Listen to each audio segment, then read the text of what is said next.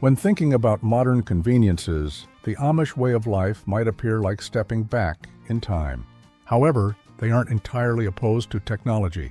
Instead, the Amish carefully consider each new innovation, evaluating it based on whether it fortifies or undermines their community connections.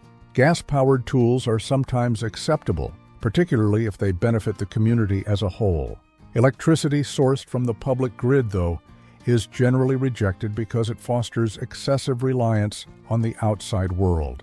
Central to their self-reliant lifestyle is an unexpected champion, the ordinary chicken. These feathered creatures are far more than simple backyard poultry. They form the foundation of Amish sustainability. A standard Amish farm will typically house between 30 and 50 chickens, supplying eggs for the family's needs and for local commerce. Here's an interesting tidbit. An Amish family managing 40 chickens can gather roughly 30 eggs each day during the prime laying period. This amounts to nearly 11,000 eggs annually. The chicken coop itself signifies more than just housing for these valuable animals. It stands as proof of Amish resourcefulness and their profound grasp of collaborating with nature rather than fighting against it. Lacking contemporary heating systems or electric lighting, they have devised ingenious strategies to maintain their chickens' health and productivity year-round. These approaches, refined across generations and passed from parents to children, demonstrate that occasionally traditional methods prove superior. Regarding keeping chickens warm, it might surprise you how susceptible these birds can be to cold weather. Despite their dense feathers, chickens require some assistance to stay comfortable when winter arrives. But how do the Amish achieve this without adjusting a thermostat? This is where their methods become truly fascinating. "My chickens are tougher than that," remarked every novice chicken owner who later found their eggs frozen solid in winter. Let's discuss why ensuring your chickens' warmth isn't merely about kindness.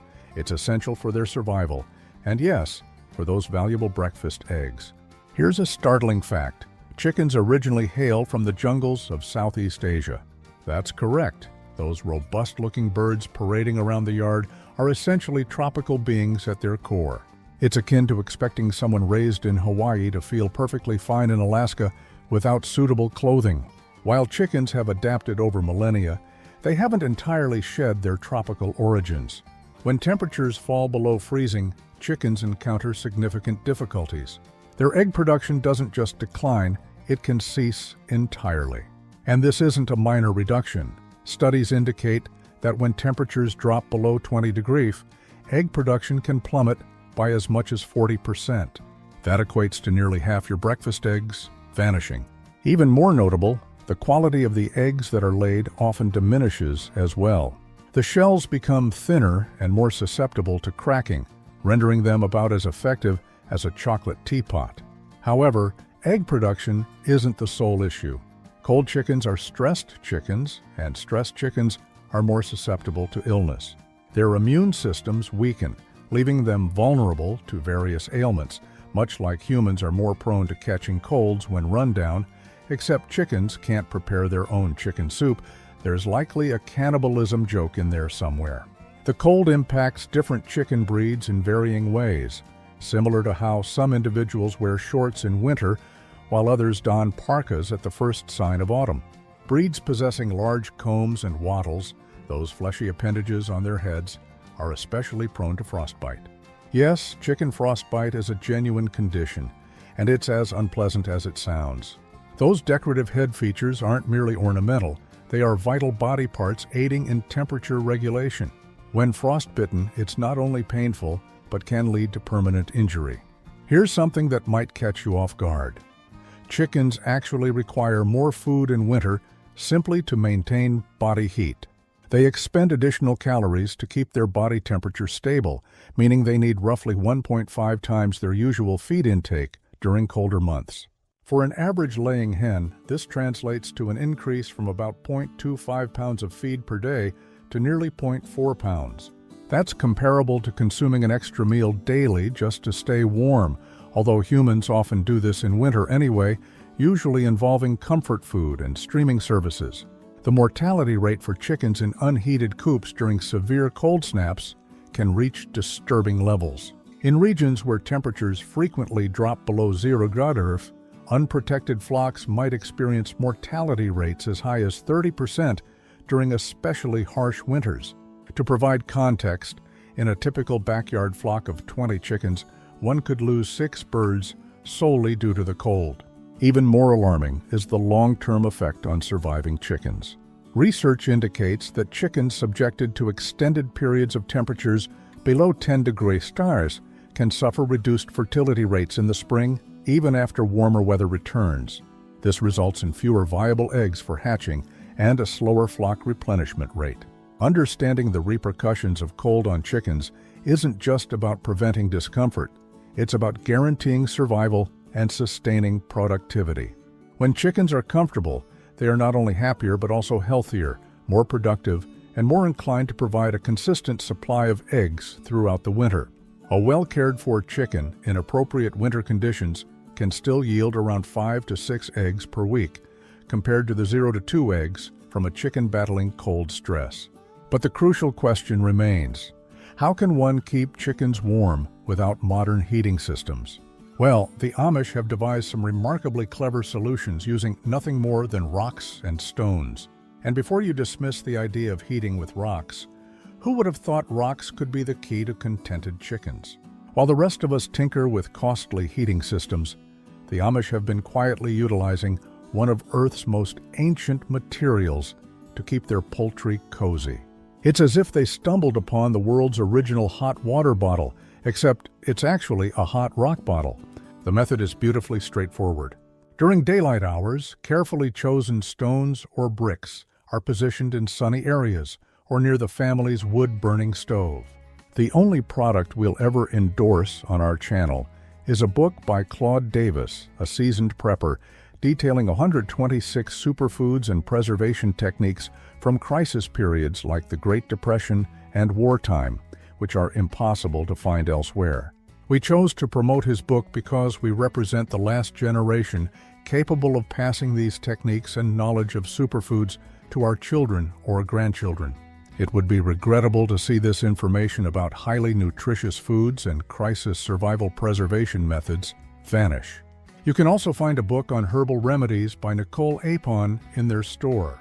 If you're viewing this on TV, you can search for our channel, Frugal Solutions, on your phone or tablet and locate the books by clicking the link in our channel description or any other video description. These aren't just any rocks gathered from the yard. They are specifically selected for their ability to retain heat. Dense stones, such as granite, basalt, or soapstone, perform optimally because they can hold warmth for up to 8 hours after being heated, longer than many smartphone batteries last nowadays. Size is important when selecting heating rocks.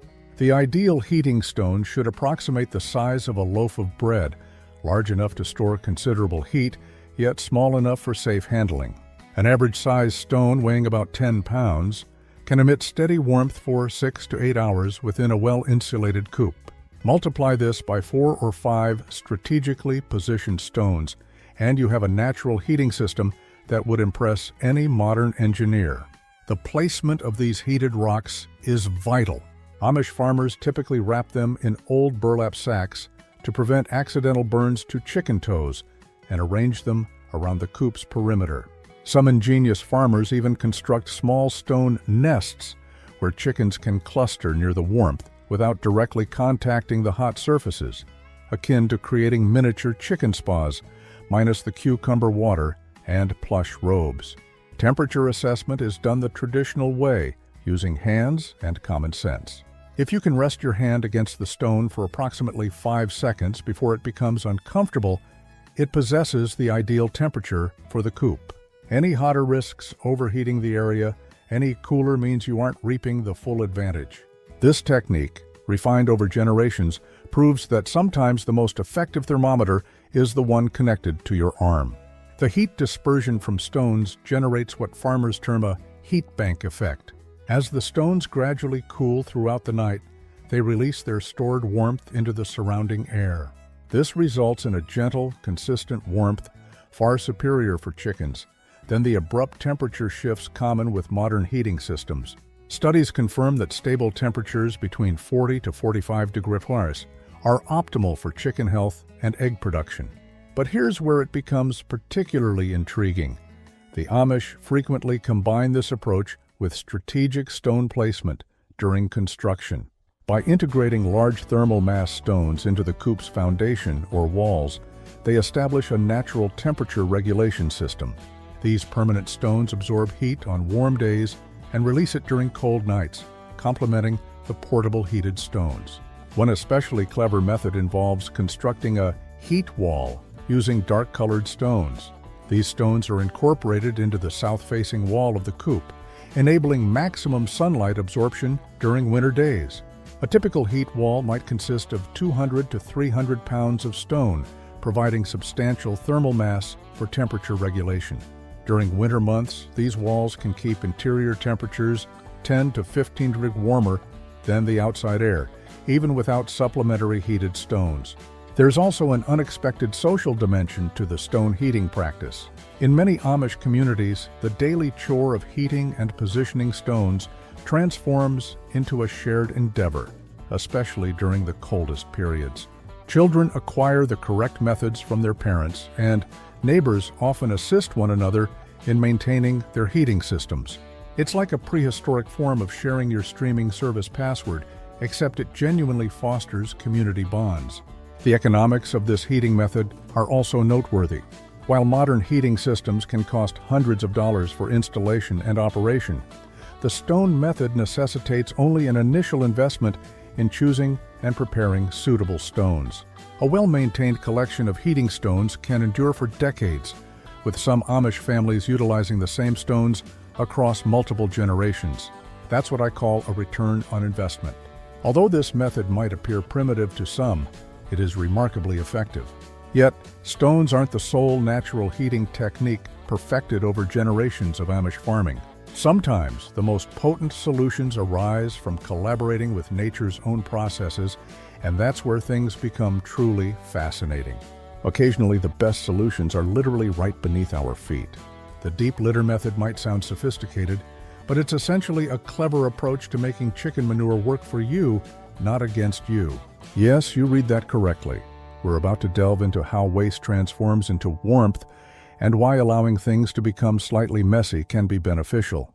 The deep litter method begins with a solid base, about 4 inches deep, of clean, dry bedding material such as straw, wood shavings, or dried leaves. This differs from the usual spring cleaning routine. Instead of regularly removing all the bedding, you continuously add fresh layers on top as required, typically about an inch each week. Over time, this establishes a rich, layered environment that can attain depths of 8 to 12 inches by the peak of winter. This is where science comes into play. As chicken droppings combine with the bedding material, beneficial bacteria begin decomposing the waste. This decomposition process generates heat, roughly 2 to 4 degrees of warmth above the surrounding temperature. In a properly managed deep litter system, temperatures at floor level can remain 10 degrees warmer than exterior temperatures, even during the most frigid nights. However, the advantages extend beyond heat generation. A correctly maintained deep litter system fosters what farmers refer to as a living floor. This environment nurtures beneficial microorganisms that aid in controlling harmful bacteria and minimizing disease risks. It's analogous to having millions of microscopic janitors working around the clock to maintain your coop's health. Studies have demonstrated that chickens raised on deep litter systems possess stronger immune systems and experience fewer respiratory issues compared to those housed on frequently cleaned floors. The key to success resides in managing moisture. If it's too wet, you'll create a smelly mess that produces ammonia rather than healthy decomposition. If it's too dry, the beneficial bacteria cannot perform their function effectively. The ideal moisture content should resemble a wrung-out sponge when you squeeze a handful of the litter. Some Amish farmers employ a simple test. If you can shape the litter into a ball that retains its form but crumbles easily, you've achieved the perfect balance. Different bedding materials provide distinct benefits for the deep litter method. Pine shavings, the most common choice, can absorb up to 4 times their weight in moisture, and decompose relatively slowly. Straw, although less absorbent, offers excellent insulation and creates more air pockets for beneficial bacteria. Some farmers even utilize a blend of materials: pine shavings for the bottom layer's absorption, topped with straw for added warmth. Maintaining the correct equilibrium demands some diligence. Every few days, you'll need to stir or fluff the litter, particularly around feeding and drinking areas where moisture tends to gather. This mixing facilitates the incorporation of fresh droppings with existing bedding and prevents the formation of wet spots.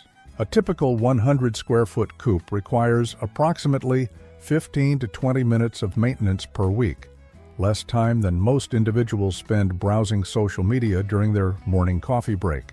The composting activity truly intensifies during the winter months. A well-established deep litter system can produce enough heat to elevate the coop's temperature by 4 to 6 degrees Celsius solely through floor-level warmth. In larger coops, this natural heating system can yield savings of hundreds of dollars in heating expenses over a single winter season. Initiating a deep litter system necessitates proper timing. Most successful Amish farmers commence building their deep litter in late summer or early autumn, allowing ample time for the beneficial bacteria to establish themselves before winter's arrival. This timing also permits the litter to reach its optimal depth of 8 to 12 inches, just as the coldest weather sets in. One captivating aspect of the deep litter method is its self-regulating characteristic. As temperatures decrease, the bacterial activity within the litter actually intensifies, generating more heat precisely when it's most needed. This natural thermostat effect has been measured to contribute up to 8 degrees of supplementary warmth during the coldest winter nights. Come spring, you receive an additional reward: premium composting material ideal for gardens. A winter's accumulation of deep litter from a moderately sized coop can supply enough rich compost to fertilize a 2,000 square foot garden. The resultant compost is especially rich in nitrogen and beneficial microorganisms, making it perfect for heavy feeding plants like tomatoes and squash. Talk about a return on investment. Your chickens essentially manufacture free fertilizer while keeping themselves warm all winter. However, warmth originating from below constitutes only one aspect of the solution. To truly keep your chickens comfortable during those harsh winter months, you must also consider what's occurring above their heads. From ancient construction methods to modern materials, insulation plays a vital role in transforming your coop into a winter sanctuary. Did you know that the majority of chicken coops lose as much as 30% of their heat due to inadequate insulation? That's akin to attempting to heat your residence with all the windows slightly open, hardly a successful approach. The Amish have perfected the technique of retaining warmth where it's needed, inside the coop, and they accomplish this without a single visit to the hardware store. Natural insulation begins with comprehending how heat travels. Warm air inherently rises and seeks escape through any available opening, much like teenagers attempting to sneak out for a party. The Amish counteract this by establishing multiple layers of defense, starting with the walls themselves. A traditional Amish chicken coop frequently incorporates double-wall construction, with the intervening space filled using natural insulating substances. Straw reigns as the champion among natural insulators. When packed tightly between walls, it forms countless minute air pockets that trap heat with remarkable efficiency. A 6-inch thick wall insulated with straw can offer an insulation value comparable to modern fiberglass bats. Yet, straw isn't the sole contender in the natural insulation arena. Wool, when accessible from the farm's sheep, functions as an outstanding insulator. It naturally repels moisture while trapping air, and unlike straw, it retains its insulating qualities even when damp. A lesser-known fact: wool can absorb up to 30% of its weight in moisture without feeling wet or compromising its insulating capacity. In traditional Amish communities where sheep farming is prevalent, wool scraps are often conserved specifically for top-tier insulation. The Amish strategy for door insulation warrants special attention. Many coops employ a double-door system, an exterior door for human entry and an interior chicken door sized appropriately for the birds. This arrangement creates an airlock effect, minimizing heat loss during ingress and egress. The small chicken door, typically measuring only 8 x 10 inches, curtails heat loss by up to 75% compared to using a single, full-size door. Sealing becomes a refined skill in Amish construction. Every crack and crevice receives meticulous attention, but not with contemporary caulk or foam. Instead, they employ natural materials like clay combined with straw, a technique known as chinking to seal gaps between logs or boards. This traditional method actually outperforms many modern sealants over time, as it can flex with the building's natural shifts without cracking. One particularly effective technique involves creating a natural vapor barrier using layers of overlapping materials. Starting from the exterior, they layer wooden siding, tar paper, or a natural substitute, straw insulation, and an inner wooden wall. This multi-layered approach not only insulates, but also manages moisture effectively, preventing the dampness that can diminish insulation efficiency by up to 40%. The roof demands special consideration in the insulation strategy. Since warm air ascends, an uninsulated roof can squander up to 40% of your heating efforts. Traditional Amish coops often feature a substantial layer of loose straw in the rafters, secured by chicken wire. This establishes an insulating layer that is easy to replenish or augment as necessary. Some resourceful farmers even design their roof space to accommodate additional insulation during periods of extreme cold, akin to adding an extra blanket when temperatures drastically fall. Window management also plays a crucial part. Windows are essential for ventilation and light, but they are notorious heat dissipators. The solution involves removable straw panels that can be fitted into window frames at night or during severe weather. These panels, typically 2 to 3 inches thick, can decrease heat loss through windows by as much as 60%. During the day, they are easily removed to admit beneficial sunlight. The floor is frequently neglected in insulation planning, but not in Amish coops. A layer of straw bales positioned around the coop's perimeter forms a natural defense against ground frost, while raised flooring aids in preventing cold air infiltration from below. Some farmers even report temperature differentials of up to 50° between insulated and uninsulated floor sections. The most effective floor insulation integrates multiple techniques: a raised foundation, perimeter insulation, and a thick bedding layer that harmonizes with the deep litter method previously discussed. However, retaining warmth is only half the challenge. The true secret to a comfortable coop lies in how your chickens utilize the space. When it comes to staying warm, elevation matters more than you might realize. Let's examine why your chickens' sleeping quarters should resemble a penthouse suite. If chickens employed real estate agents, they would all request the penthouse suite. It appears our feathered companions are inherently high-rise inhabitants, and there's sound scientific reasoning behind their preference for the upper level.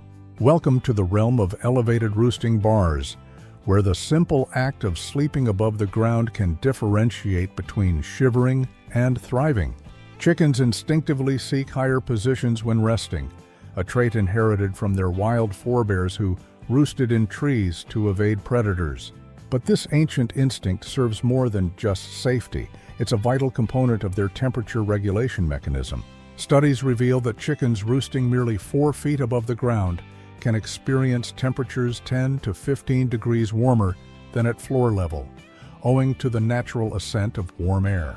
The physics of rising heat establishes what Amish farmers designate as a warmth zone in the upper sections of the coop. A well-conceived roosting system leverages this natural phenomenon optimally. The ideal roosting bar height falls between 2 and 4 feet for standard breeds, with each bar meticulously positioned to enhance heat efficiency. Larger breeds might require lower roosts, as they aren't particularly adept climbers, whereas more nimble bantams can comfortably access higher perches. The principle of thermal layering is crucial in roosting bar placement. For each foot of elevation within the coop, the temperature can rise by 2 to 3 degrees. This implies that in a typical 6-foot-tall coop, the temperature disparity between the floor and ceiling could reach 15 to 18 degrees. Astute farmers utilize this understanding to create multiple roosting levels, catering to varying temperature preferences among their flock. Bar spacing is also critical. Chickens congregate for warmth during cold nights, sharing body heat through a remarkably efficient system. The optimal measure is approximately 8 to 10 inches of roosting space per bird. Excessive space prevents effective warmth sharing. Insufficient space leads to squabbles, much like teenagers vying for bathroom access. A flock of 10 chickens requires about 6 to 8 feet of total roosting length, arranged to allow cozy proximity without causing overcrowding. The material and shape of roosting bars are more significant than one might initially assume. Traditional Amish coops often utilize branches or milled lumber with rounded edges, typically 2 to 4 inches in diameter. This isn't solely for comfort, it relates to heat conservation. A chicken's feet are adapted to grip the roost, with feathers covering their toes. The correctly sized roost enables them to completely envelop their feet with body feathers, preventing heat loss through exposed toes, akin to having integrated foot warmers. Here's a fascinating detail. Chickens possess a unique circulatory system in their legs that aids thermoregulation, even in freezing conditions. When perched, their body weight compresses tendons in their feet, automatically closing their toes around the roost. This activates a countercurrent blood flow system, minimizing heat loss through their feet. By providing appropriate roosting height and bar diameter, you assist them in maximizing this natural adaptation. The arrangement of multiple roosting bars necessitates careful planning. Bars should be staggered at different heights, with the highest one situated towards the rear of the coop.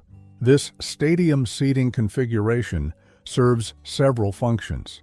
It prevents droppings from higher roosting birds landing on those below. Nobody appreciates an upper deck incident. Maintains social hierarchy. Yes, chicken politics are a reality. And establishes multiple temperature zones within the roosting area. In larger coops, Amish farmers frequently employ a stepped roosting system, arranging bars like stairs ascending to the highest roosts. This design assists less agile birds in reaching elevated spots and creates natural pathways for chickens moving between different height levels. The steps are typically spaced 12 to 18 inches apart horizontally and 12 inches vertically, facilitating easy movement while preserving the thermal advantages of height. Temperature readings taken in correctly designed roosting systems yield remarkable outcomes. At floor level, a coop might register 32 degrees on a cold winter night, but at roosting height, those same chickens enjoy a relatively comfortable 50 degrees. This 18-degree difference can distinguish between stressed birds with diminished egg production and a contented, productive flock. The social dynamics of roosting behavior introduce another layer of intricacy. Chickens establish a pecking order determining access to prime roosting locations, usually the highest positions reserved for the most dominant birds. Intelligent co-op design accommodates this by offering sufficient elevated space so even the lowest-ranking chickens can secure a spot off the ground. After all, everyone, including the chicken equivalent of the class nerd, deserves a warm night's rest. However, a cozy bedroom is of limited value without adequate air circulation. Similar to humans, chickens require fresh air for well-being. The challenge lies in finding the equilibrium between ventilation and warmth. The smelliest coop is often the warmest coop, declared no successful farmer ever. Keeping chickens warm doesn't imply converting their dwelling into a steam room. In reality, proper ventilation might be the most frequently misunderstood facet of winter chicken management. It revolves around achieving that optimal balance between snug and suffocating, somewhat like persuading your teenager that their bedroom window should be opened occasionally. The science underpinning chicken coop ventilation is intriguing. A single chicken generates about 0.14 pounds of moisture daily through respiration and droppings. Multiply this by a modest flock of 10 birds, and you're introducing 1.4 pounds of moisture into your coop each day. Without adequate ventilation, this moisture rapidly transforms into a cold, damp ordeal, faster than you can utter frozen chicken. Ventilation isn't solely about moisture regulation, it involves managing a complex equilibrium of gases. Chickens produce a considerable amount of carbon dioxide during sleep, and their droppings emit ammonia. A well-ventilated coop should achieve a complete air exchange approximately every 15 minutes during winter nights. This might seem like a lot, but the key lies in how this air movement occurs. The Amish have refined a system termed passive ventilation. It operates on a straightforward principle. Warm air naturally ascends and exits through high vents, while fresh air enters via lower openings. The crucial aspect is correctly sizing and positioning these vents. A reliable guideline is 1 square foot of ventilation area for every 10 square feet of coop floor space, but placement holds greater importance than size alone. High vents should be situated near the roof's peak, ideally at both ends of the coop. These vents perform the primary task of expelling warm, moisture-laden air.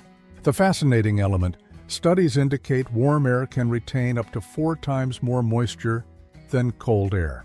By allowing this warm, humid air to escape, you're paradoxically aiding in keeping your chickens warmer. Lower vents necessitate more strategic placement. They should be positioned above the height of your roosting bars, remember those, but below the level of the high vents. This arrangement creates what engineers term a stack effect, a natural chimney-like airflow pulling fresh air through the coop without generating drafts. The objective is to position these vents so incoming air flows above your chickens, not directly onto them. Temperature monitoring in properly ventilated coops reveals a surprising insight. While the overall temperature might be slightly lower than in a sealed coop, the effective temperature, how warm it actually feels, is often higher due to drier air. Chickens tolerate cold far better than dampness.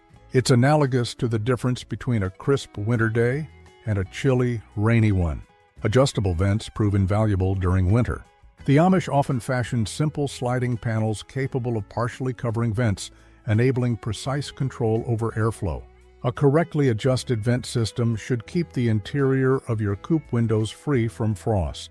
If condensation or frost appears on the windows, your ventilation requires modification. Here's an astonishing fact. Chickens generate approximately 2 BTUs of heat per pound of body weight per hour. A typical 5-pound chicken produces enough heat in 24 hours to warm a gallon of water from freezing to room temperature. With proper ventilation, this heat can be effectively utilized to maintain coop warmth without causing moisture issues. Seasonal adjustments are vital in ventilation management. Winter typically necessitates about 25% less ventilation space than summer, yet completely sealing vents is never advisable. Some Amish farmers use natural cues to fine-tune ventilation.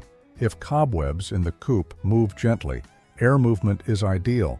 If they sway wildly, there's excessive draft. If perfectly still, more ventilation is needed. But while ventilation is crucial, it's only one component. The physical design and location of your coop can significantly impact your winter warming strategies. In fact, where and how you construct your coop might be the most critical decision you make. The design and surroundings of the chicken coop matter greatly. Location is key in real estate, whether for humans or chickens. The Amish have long recognized that a strategically placed coop can reduce winter heating efforts by half. It's not about selecting the most picturesque spot on the farm, but about collaborating with nature rather than opposing it. One might call it the original solar-powered heating system. The magic commences with sun exposure. A south-facing coop captures up to 6 hours more sunlight during winter days compared to one facing any other direction. While this might not seem substantial, those additional hours of sunlight can elevate interior temperatures by 10 to 15 degrees without extra effort. Free heat is the most desirable kind, especially when your heating system primarily comprises rocks and straw. Regarding placement, elevation from the ground plays a more significant role than commonly perceived. Cold air descends, forming what farmers call a frost pocket at ground level. Raising a coop just 12 inches off the ground can result in a 5-degree difference in floor temperature. Some Amish farmers creatively address this by building their coops on a gentle slope where feasible. This allows cold air to naturally flow away from the structure, akin to water running downhill. Natural windbreaks are immensely valuable during winter months.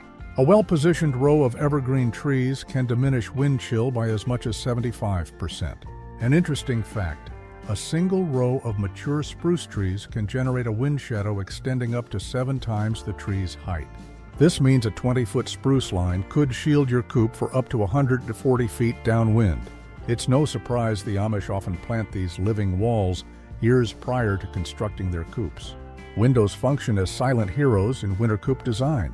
Small, strategically situated windows on the south-facing wall can create what engineers refer to as a solar gain trap.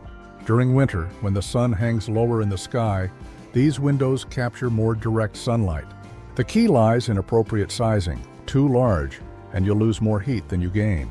The ideal window size is approximately 1 square foot of glass for every 15 square feet of floor space. Double wall construction might appear excessive for chickens, but the figures are compelling. A standard single wall coop loses heat 3 times faster than one with proper double wall construction. The Amish often achieve this by building what they term a wall within a wall.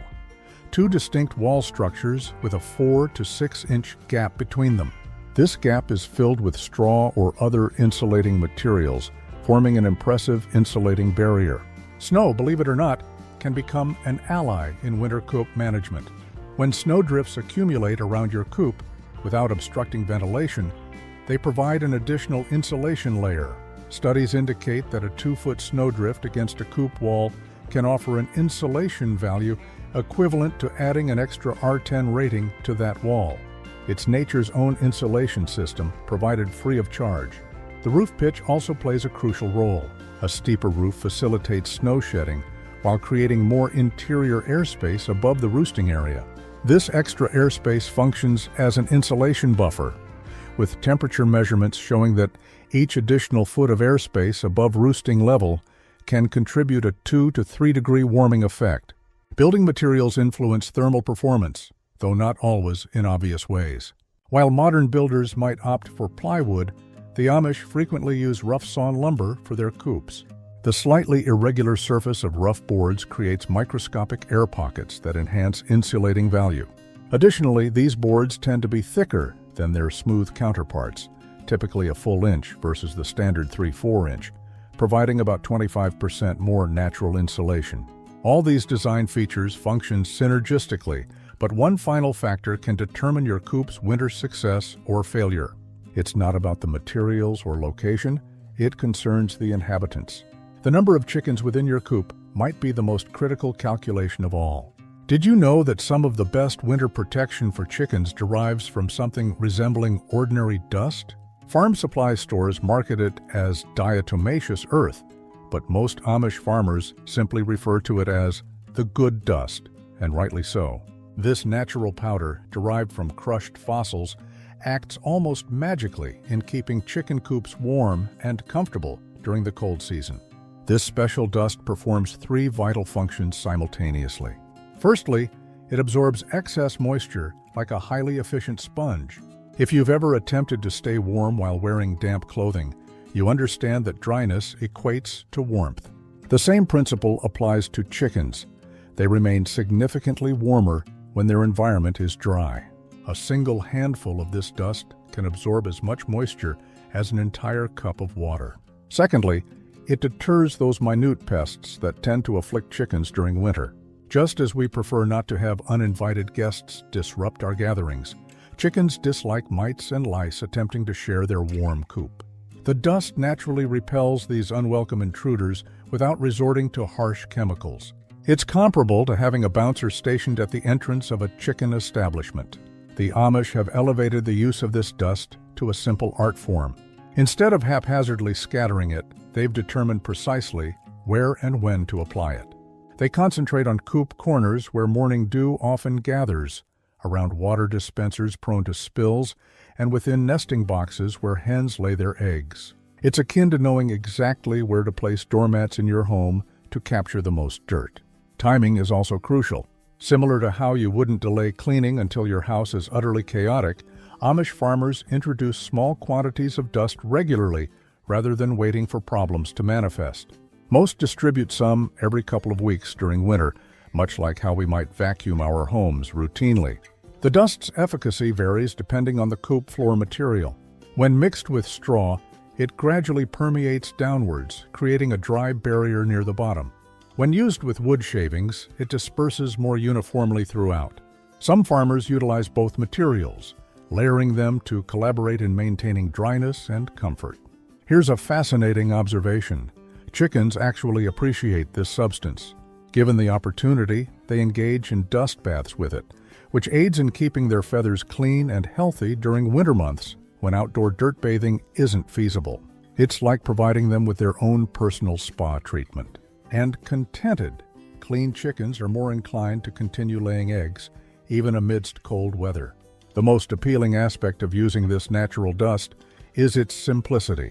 No specialized equipment or intricate instructions are required. Just sprinkle it around, as if seasoning a very large chicken, though this is definitely not a seasoning meant for consumption. The chickens handle most of the distribution themselves as they go about their daily activities.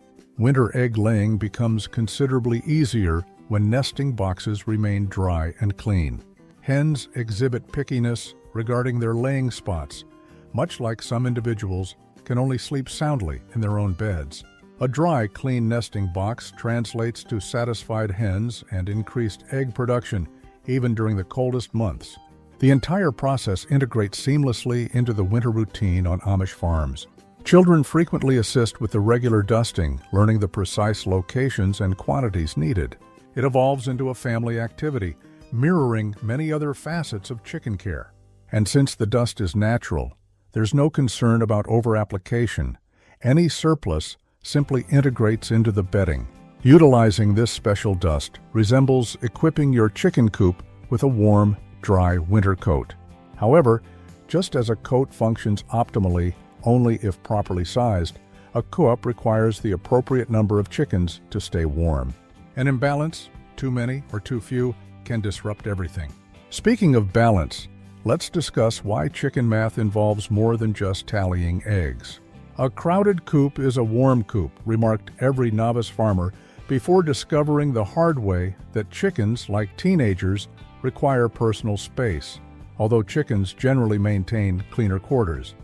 Determining the correct number of chickens for your coop size might appear straightforward, but it's actually a delicate equilibrium between warmth and comfort. Body heat is remarkably potent. Each chicken generates heat roughly equivalent to a 10-watt light bulb. When chickens congregate, this heat accumulates rapidly. A successful Amish farm in Pennsylvania accommodates 40 chickens within 160 square feet of space, and these birds collectively produce heat comparable to leaving 4 100-watt bulbs illuminated all night. This wasn't an arbitrary figure. They determined that 4 square feet per bird struck the perfect balance. Many individuals err by constructing excessively large coops, mistakenly believing they are being benevolent towards their chickens. A family in Ohio learned this lesson after building a splendid 300-square-foot coop for merely 20 chickens. Come winter, their chickens were shivering despite elaborate insulation.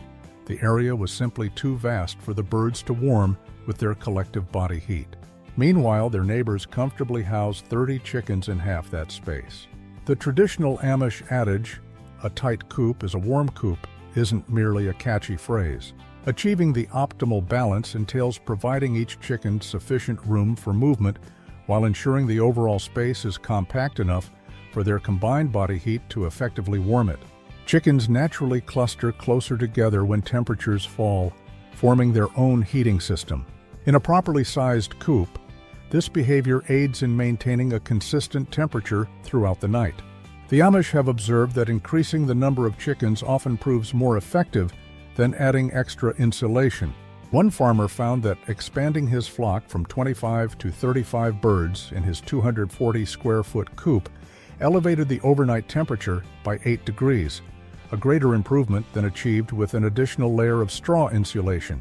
The chickens generated their own warmth while simultaneously yielding more eggs for sale. However, one cannot simply continue adding more chickens indefinitely. Each bird necessitates adequate space for comfortable movement, accessing food and water without conflict, reaching preferred nesting boxes, locating a spot on the roosting bars, and stretching wings without encroaching on neighbors. Insufficient space results in stressed chickens, and stressed chickens lay fewer eggs. They also tend to behave like irritable morning commuters on a congested subway train, exhibiting increased pecking, pushing, and general aggression. The ideal balance boils down to straightforward calculation. Each full-size chicken requires approximately 4 square feet of coop space during winter.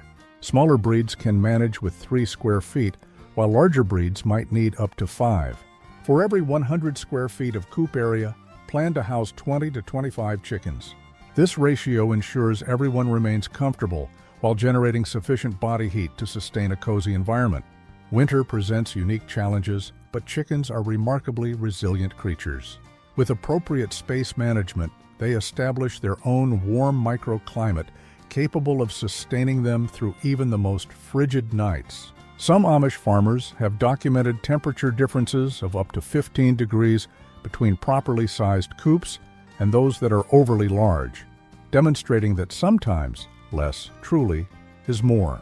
The art of winter chicken keeping, as practiced by generations of Amish farmers, illustrates that collaborating with nature often surpasses working against it. From suitable spacing to natural heating methods, every element discussed contributes synergistically to creating a sustainable, comfortable environment for these remarkable birds.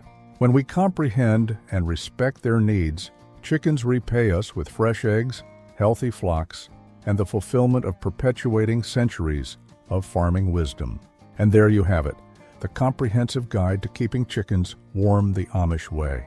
No sophisticated gadgets, no costly heaters, just straightforward, time-honored methods that harmonize with nature instead of opposing it.